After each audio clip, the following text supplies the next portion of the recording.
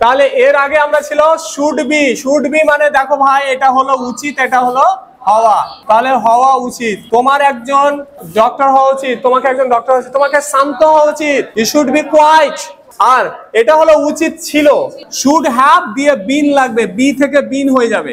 যেমন তোমার বাড়িতে থাকা উচিত ছিল, you should have been at home, তোমার বাড়িতে থাকা উচিত ছিল। তোমার একটু সতর্ক থাকা উচিত ছিল, you should have been careful, একটু আলাদা থাকা উচিত ছিল, you should have been separate from them. বুঝতে পারছো?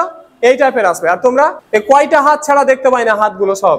হ্যাভিং টু কোথায় বসেছিলাম? কোনো কাজ বাধ্য হয়ে করতে হচ্ছে, আমি চাইছি না তবুও আমাকে যেতে হচ্ছে, আমাকে ইংরেজি শিখতে হচ্ছে, তখন এর আগে কি লাগবে? অ্যাম, ইজ, আর। আর পাস্টে করতে গেলে ওয়াজ ওয়ার লাগাতে পারি, তার আগে সাবজেক্ট। তো আমাকে কাজ করতে হচ্ছে, I am having to work. আমি দেখো মাথায় যেটা আসছে আমি প্র্যাকটিস করাচ্ছি। আচ্ছা, যেমন তাকে চলে যেতে হচ্ছে, যেতে চাই না তবুও, she is having to leave, তাদেরকে চলে যেতে হচ্ছে, চাই না তবুও চলে যেতে হচ্ছে।